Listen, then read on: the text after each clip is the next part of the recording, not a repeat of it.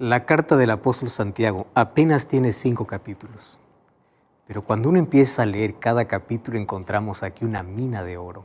Hay tanta riqueza, hay tantos consejos, hay advertencias, hay amonestaciones. Y me encanta el capítulo 4. En el capítulo 4 él va a abordar diversos temas. El primer tema que va a abordar es de dónde vienen las guerras, de dónde creen que surgen los pleitos. No comienza cuando los países comienzan a comprar armas. Las guerras comienzan dentro del corazón, un corazón sin paz, un corazón sin Dios.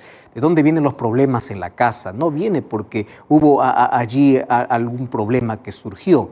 El problema comenzó en el corazón. Entonces, allí dice el versículo 1, las guerras y los pleitos vienen como resultado de las pasiones, vienen como resultado del descontrol. Y luego dice, si ustedes no tienen nada es porque no saben pedir, porque a veces ustedes piden solamente para sus propios deleites. Y los consejos continúan, de allí dice, no juzgues a tu hermano, no te jactes del día de mañana, la vida es corta, la vida es pasajera, vívela bien, toma buenas decisiones, en fin. Pero en el versículo 6 me da aquí una de las lecciones más importantes que todo ser humano tiene que entender en la vida. Santiago capítulo 4, versículo 6 dice así, pero Él da mayor gracia. Está hablando acerca de Dios. Por esto dice, Dios resiste a los soberbios y da gracia a los humildes. Aquí me encanta la contraposición que hace entre estas dos palabras. Primero, resistencia, y lo segundo es la dadivosidad. Dios resiste a los soberbios, pero Él sobreabunda en gracia a aquellos que son humildes. Dos palabras antónimas, y estas dos palabras pueden significar la victoria o la derrota en todo ser humano. O eres soberbio o eres humilde. No hay término medio, no es que camino entre la soberbia y la humildad. No, o eres soberbio o eres humilde. Jesús lo dijo de otra manera. Mira lo que dice el libro de Lucas capítulo 18, versículo 14. Lucas capítulo 18, versículo 14. Ahora es Jesús hablando y Él dice así. Mira lo que dice este texto, 18, 14. Os digo, hablando de la parábola del fariseo y el publicano, que uno se fue y se justificó y dijo, Señor, yo hago buenas obras, yo hago esto y lo otro, y comenzó a menospreciar al otro. Versículo 14 dice, os digo que este descendió a su casa justificado, hablando del publicano, antes que el otro, porque aquel que se enaltece será humillado, pero aquel que se humilla será enaltecido. Otra vez aquí en contraposición. Aquel que se engrandece bajará, y aquel que está abajo subirá. Eso es lo que está diciendo Jesús. Ahora Santiago dice, Él resiste a los soberbios y da gracia a los humildes. ¿Sabes qué? Existe una polilla que es capaz de poder carcomer y destruir a la madera más dura. Se llama comején. Yo no sé si tú alguna vez viste esto, puedes buscarlo en internet si no conoces. Esto es una polilla, es una plaga para la madera. Las casas que se construyen especialmente en el campo pueden tener una madera firme para que pueda sostener parte del techo. Pero esa madera tiene que ser protegida, tiene que ser cuidada. ¿Y cuidada de qué? De este animalito. Si tú lo ves, es tan pequeño, es insignificante. Uno puede decir, ¿cómo es posible que algo tan pequeño pueda destruir algo tan fuerte? El asunto es que él comienza a carcomer de adentro para afuera. Entonces, la madera tan fuerte puede ser destruida porque comienza adentro. Y si tú no lo destruyes a tiempo, acaba destruyendo. Lo mismo ocurre en nuestra vida. Tú puedes ser una persona generosa, virtuosa, talentosa, con capacidades, pero si tú no te libras de ese comején, de ese veneno llamado orgullo, de adentro para afuera va a carcomer. ¿Y cuál es el antídoto para el orgullo? Es la humildad. Y cuando hablamos de humildad, nosotros tenemos diversos conceptos sobre humildad. Es triste ver porque hoy a la humildad se le ha confundido con cosas que no son. Por ejemplo, hay personas que dicen, ves, aquella persona es pobrecita, es humilde. No, no, no, porque nosotros hemos confundido que la humildad tiene que ver con situación económica. No todo aquel que es pobre es humilde, quiero que entiendas. Yo conozco pobres tan orgullosos y ricos tan humildes. Entonces no podemos confundir la humildad con una situación económica. No es que porque es pobre es humilde, no es porque no tiene una buena casa vive en una casa humilde. No, la humildad tiene que ver con otra cosa. Otros allí asocian la humildad con la baja autoestima. Personas que no miran al rostro, personas que son tímidas, otras incluso con el temperamento pueden allí decir, mira qué humildecito, aquel que anda medio agachado, de hombros caídos, aquel que no levanta la cabeza, es humilde. No, eso no es humildad. Humildad tiene que ver con reconocer que necesito de Dios cada momento de mi vida. Entiéndeme aquí. Humildad no tiene que ver con situación económica, no tiene que ver con la manera en que caminas. No, humildad tiene que ver con una actitud. Y todo comienza cuando tú reconoces que necesitas de Dios. Entonces, la persona que vive independiente de Dios, la persona que no reconoce su necesidad de Dios, es orgullosa, porque allí comienza el problema humano. El problema del orgullo comienza allí, de no reconocer a alguien omnipotente, a alguien superior, a alguien a quien correr. El no reconocer a Dios y no tener a Dios en mi vida ya me hace orgulloso, no importa cómo camino, no importa mi situación económica, ya me hace orgulloso. Entonces yo aquí puedo resumir la palabra orgullo con la palabra independencia de Dios. Y mira lo que sucede. Cuando el ser humano no se entrega a Dios, no confía en Dios, ¿dónde comienza a confiar? En sus capacidades, en sus habilidades, en sus destrezas, en las cosas que conquista o que gane en la vida, que logre en la vida. Y llega un momento de decir que, bueno, no necesita de nada, no necesita ayuda, no necesita de Dios, vive lejos de Dios. Entonces el orgullo tiene que ver con la independencia de Dios. Por eso es que el orgullo es tan ofensivo. Y en la Biblia es uno de los pecados más condenados junto con la idolatría. Mira lo que sucede con una persona orgullosa. Salmos capítulo 10. Salmos capítulo 10, versículo 4. Ese texto es impresionante para poder hablar de lo que realmente es el orgullo. Salmos 10, 4 dice así: el malo, por la altivez de su rostro, no busca a Dios. Préstame atención. ¿Qué cosa es lo que le impide buscar a Dios? La altivez. ¿Qué cosa es altivez? El orgullo. Entonces aquí el perverso, el malo, no es aquel que mata, aquel que adultera. Claro que todo lo que estoy mencionando es pecado, ¿correcto? No está aquí colocando el malo como aquel que miente, hace daño. Y lo que estoy diciendo, claro que es pecado.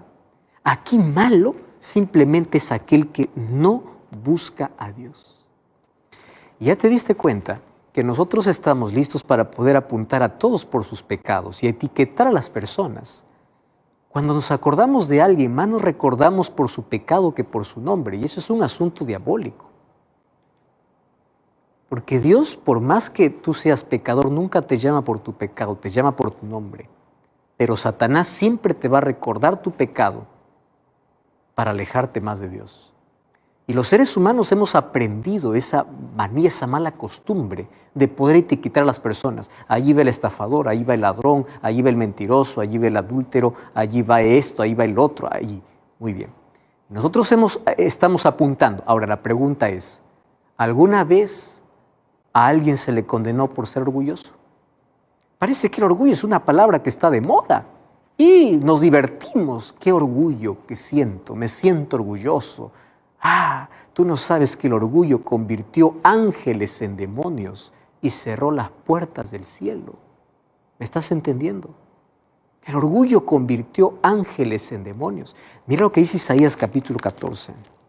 Isaías capítulo 14, versículo 12 hasta el versículo 14. Este es un texto extraordinario. Isaías capítulo 14, versículo 12 hasta el versículo 14. Dice así: ¿cómo caíste del cielo, oh lucero, hijo de la mañana? Cortado fuiste por tierra tú que debilitabas a las naciones.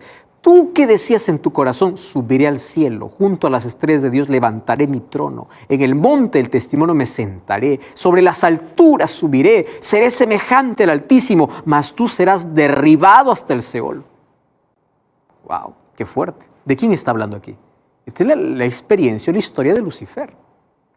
Entonces, el orgullo, de una manera misteriosa, entró en el corazón de un ser perfecto, de Lucifer. Y fue el orgullo que le llevó a independizarse de Dios para ensalzarse o enaltecerse a sí mismo a tal punto de reclamar la adoración que era exclusivo para Dios.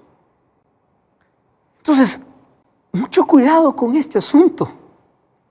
El orgullo es un veneno que contamina, que hace daño, que inmoviliza, que lastima, que paraliza, que mata, que hace perder la salvación.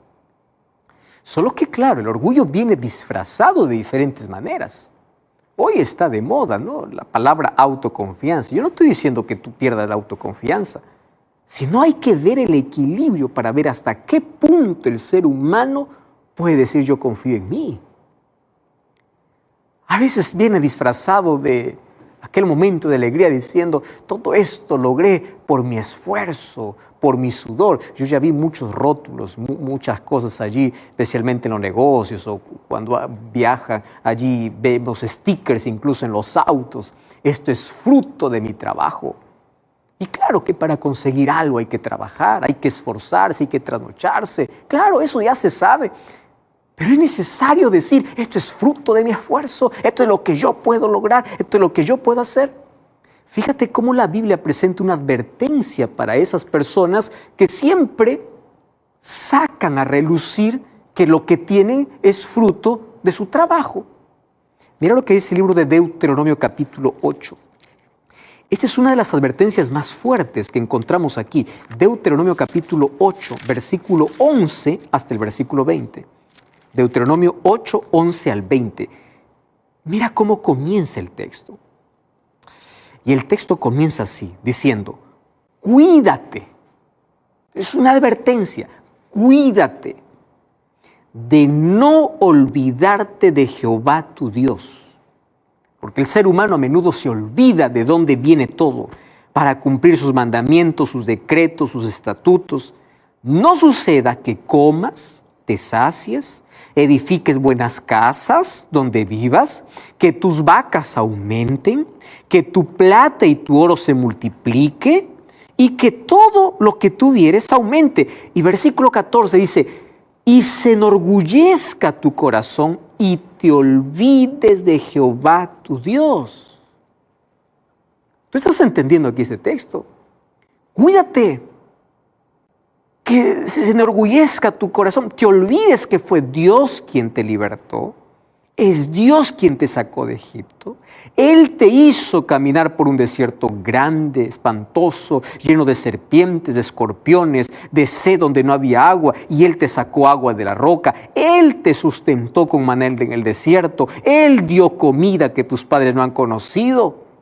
No digas en tu corazón, mi poder, mi fuerza, mi mano me ha traído tal riqueza. Este versículo 17 realmente es extraordinario. No digas, este es el resultado de mi fuerza.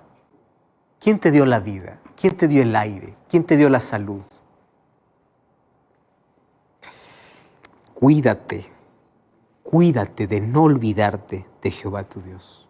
Nuevamente volvemos al concepto. ¿Qué es el orgullo? El orgullo es la independencia de Dios. Donde el ser humano cree que ya puede solo. Donde el ser humano cree que ya no necesita de Dios. Y aquí presenta que las riquezas y la comodidad representan uno de los mayores peligros, porque puede llevarnos a pensar que tenemos todo y que no necesitamos de nada. Por eso tú ya te diste cuenta que las personas que pasan por más necesidad son las que buscan a Dios. Y a veces Dios tiene que permitir en nuestra vida situaciones así donde perdemos todo y donde lo único que nos quede sea Dios para reconocer quién es Él.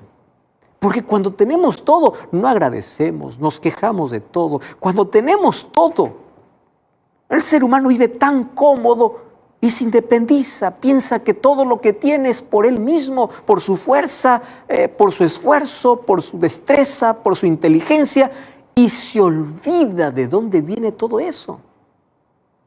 Tú puedes decir, pastor, bueno, yo no me considero orgulloso. Tú puedes decir, déjame hoy mostrarte algunas características, y si tú te identificas con algunas de estas, es hora de parar, es hora de ir a Dios y decirle, Señor, perdóname, yo soy orgulloso. El orgullo es un cáncer que nadie ve, nadie me va a condenar, pero está dentro, me puede destruir. Por favor, ayúdame. Mira, ve, te voy a mostrar algunas características. Primera característica, el orgulloso se enfoca en ver solamente lo malo de la otra persona. ¿Conoces personas así? Solamente está listo para ver defectos, pero es ciego para ver sus propios errores. Por eso es que se cree superior. Tú ya viste personas que están listos allí para apuntar solo los defectos de los demás, no ven el defecto suyo. ¿Quién les colocó de jueces? El orgullo. Claro, uno se siente tan bien y tan perfecto que es capaz de condenar en lugar de orar, en lugar de ayudar, en lugar de interceder por otra persona, en lugar de cuidar de la otra persona y decirle con amor que cambie. No, ahí están para juzgar.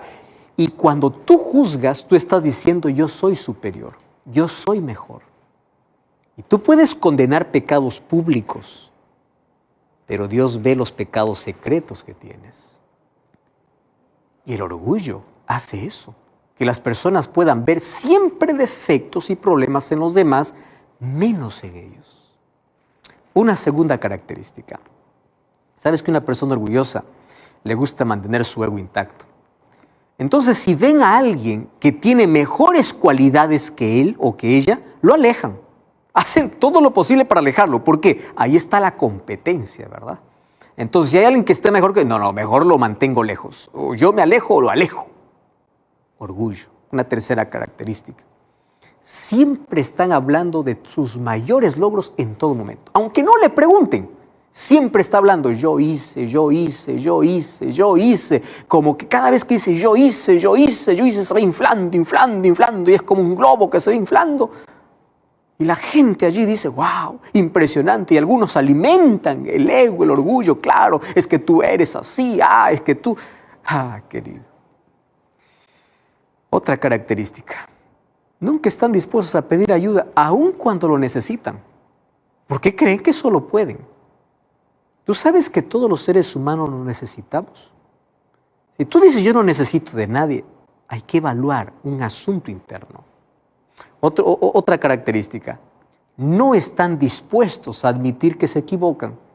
Y si alguien le dice que se equivocó, él no dice, sí, me equivoqué. Siempre va a estar buscando culpables. Eso sucedió por culpa de. Nunca admite un error. ¿Te das cuenta que todo esto tiene relación con este cáncer que se llama orgullo? Otra característica es que esas personas disfrutan del fracaso de los demás. Yo no sé si tú conoces a alguien que se alegra más bien cuando alguien cae. Porque él quiere ver que todos caigan y él siempre estar arriba, él siempre estar mejor. Y cuando alguien consigue algo en la vida, en lugar de alegrarse, se entristece. ¿Por qué no te alegras con el éxito del otro? Otra característica es que él cree que todo lo sabe y piensa que él no puede aprender de nadie. Y este problema a menudo lo tienen aquellos que alcanzan la cúspide en obtener grados o títulos en la vida.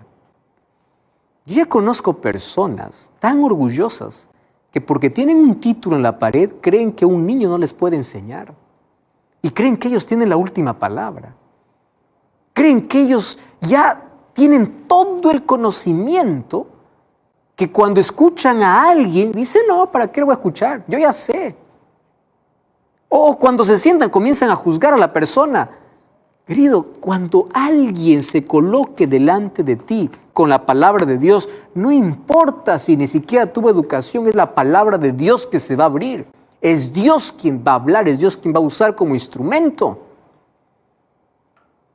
Entonces hay personas que porque tienen grados, tienen títulos, han logrado muchas cosas en la vida, piensan que no pueden aprender. Todos los seres humanos comenzamos a morir cuando dejamos de aprender. Y el aprendizaje no esperes de personas brillantes. Todos los días se aprende, los niños nos tienen que enseñar, los animales nos tienen que enseñar, las personas más simples, más sencillas, nos tienen algo que enseñar. Cuando tú dejas de aprender, tienes que reconsiderar que el orgullo puede estar dominando tu vida. Otra característica del orgullo es que él no está dispuesto nunca a perdonar ni a pedir perdón. Claro, porque no es humilde para reconocer que se equivocó, él cree que es perfecto. Otra característica es que él quiere siempre que su palabra sea la última. Aquí mi palabra prevalece y van a hacer todo. Si alguien aparece con una mejor idea, no, lo minimiza. Si alguien aparece con alguna otra cosa, no, dice, hacen prevalecer su palabra. Otra característica es que minimiza sus errores y engrandece sus logros. Porque cree que él no tiene defectos. Entonces yo te pregunto, ¿conoces a alguien así? O mejor, ¿ya te identificaste con algunas de estas características? Uno puede decir, no, yo no soy orgulloso. El orgullo no tiene que ver conmigo. Pero cuando uno comience a evaluar aquellas características, se va a dar cuenta que más de una vez uno ha caído en alguna trampa. Por eso mira cómo Jesús presenta a aquellos que siempre están buscándole a Él, reconociendo su necesidad. Mateo capítulo 5, versículo 3 dice así: felices los pobres en espíritu. Felices los pobres. ¿Quién es un pobre de espíritu? Aquel que reconoce su necesidad constante de Dios. Romanos capítulo 12, versículo 3 dice: nadie tenga que sobrevalorarse. Hay que tener un equilibrio, porque cuando tú te crees superior a los demás por las cosas que lograste en la vida, comienzas a maltratar al prójimo, comienzas a mirarlo, a recriminarlo o a discriminarlo o a separarte, comienzas a creer que tú eres mejor y no es así. Quiero que sepas que tú y yo somos igual de pecadores. Tú y yo somos igual en la presencia de Dios, necesitados de la gracia de Cristo. En la presencia de Dios no hay títulos, no hay cargos, no hay funciones. En la presencia de Dios todos somos igualitos. Entonces baja del pedestal, ama a los demás, acéptalos con sus errores, ayuda a tu hermano, no lo critiques, no lo discrimines, no lo hundas. Porque tú estás en la misma condición. Eso es humildad. ¿Sabes que el orgullo o la autosuficiencia es una falsa grandeza? Donde el ser humano se cree superior a los demás. Comienza a subestimar los méritos de los demás. Yo considero que la soberbia o el orgullo no es una grandeza, sino es una hinchazón. Y quiero que sepas que aquello que se hincha parece grande, pero en realidad se trata de una enfermedad. El orgullo es un cáncer, es el cáncer del alma.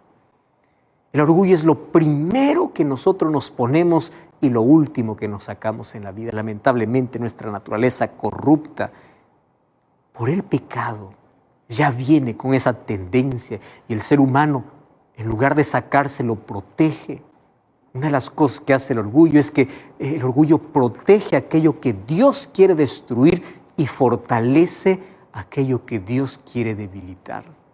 El orgullo vivifica, da vida a aquello que Dios quiere hacer morir.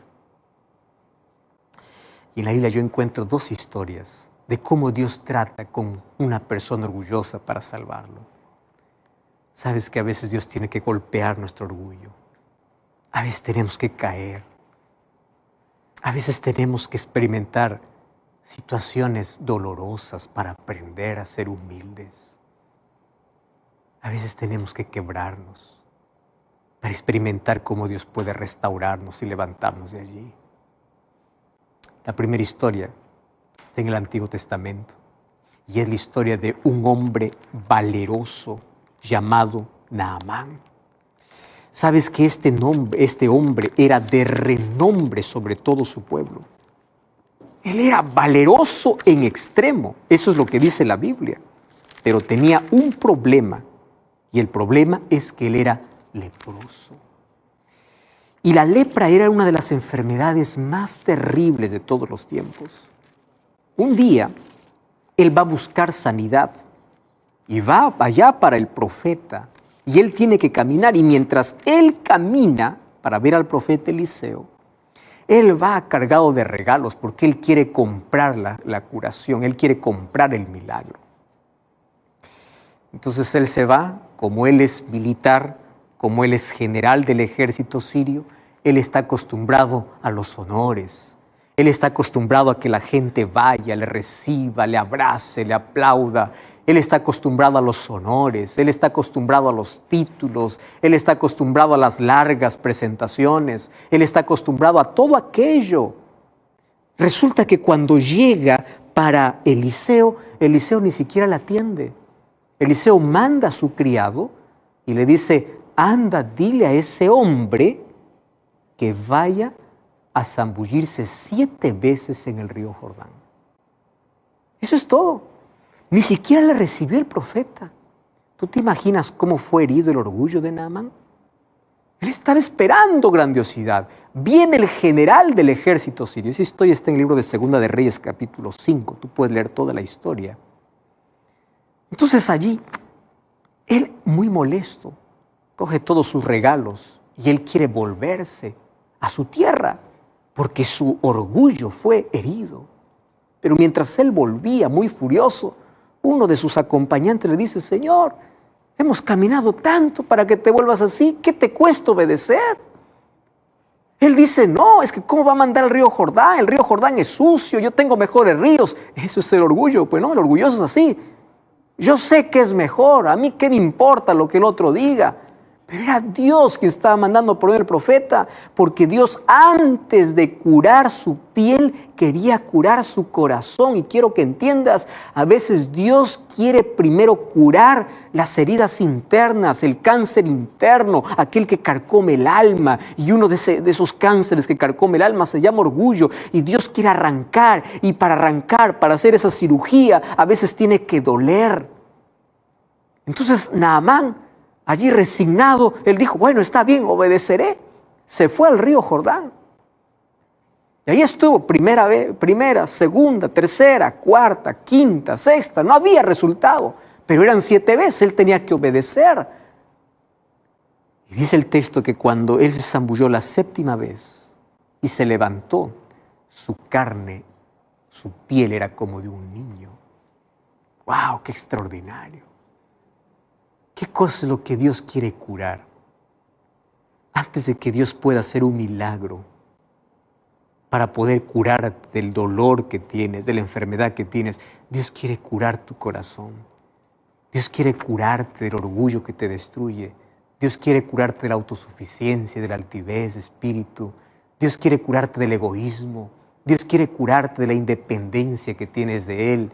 Dios primero quiere curarte aquello que te va a destruir eternamente.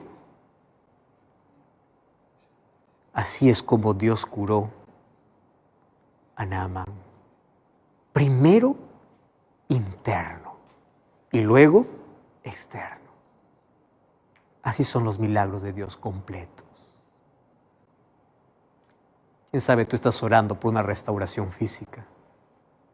Todavía no llega porque Dios está intentando curar tu corazón. Dios está intentando decirte, yo quiero que tú aprendas a depender de mí. Hace tiempo estás lejos. Tú apenas quieres un milagro. ¿Un milagro para qué? ¿Para que te sanes y luego sigas huyendo de mí? ¿O realmente quieres vivir conmigo? Y hay una segunda historia que está en Daniel capítulo 4. Esta es la historia de Nabucodonosor. Nabucodonosor, el rey que hizo que Babilonia fuese el imperio más poderoso de todos. No existió ni existirá un imperio humano más poderoso que Babilonia. La cantidad de oro, la belleza, la arquitectura, la conquista o las guerras que vencieron. No existe un imperio mejor que eso. Pero eso le llevó a que Nabucodonosor crea que él es Dios. Y Dios quiso tratar su problema por mucho tiempo, pero él no se dejó. Dios manifestó su poder, librando a sus hijos del horno de fuego, interpretando el sueño que sus magos no podían interpretar. Y después de tanto tiempo, Dios le enseñó una lección de humildad. Y en el capítulo 4 del libro de Daniel se narra una de las historias más extraordinarias por el desenlace. Esto parece una película, esto parece un guión, mas es la historia de la conversión del rey más poderoso, Nabucodonosor.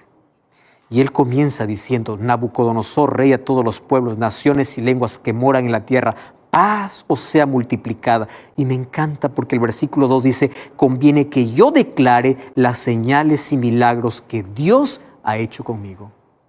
¿En qué momento Nabucodonosor reconoce que Dios hizo un milagro en su vida? ¿En qué momento él se queda maravillado? No porque él vio descender fuego del cielo, no porque él vio salir agua de una roca, no porque él vio una cosa extraordinaria. Cuando él dice señales y milagros, era lo que Dios hizo en su vida, lo que Dios hizo en su corazón. ¿Qué cosa es lo que sucedió? Un día él tuvo un sueño, solo que esta vez él sí se acordaba del sueño. Y como siempre llama a todos sus astrólogos, magos, etcétera, etcétera. Recordemos que en el capítulo 2 de Daniel, él no se acuerda del sueño, pero en el capítulo 4 él sí se acuerda del sueño. Y esta vez se presenta Daniel, el profeta de Dios. Y él dice: yo soñé un árbol grande, las aves del cielo venían, las bestias del campo estaban allí, hasta que escuché una voz que se dijo: corten el árbol. Y después de un tiempo, Daniel le dice: mira,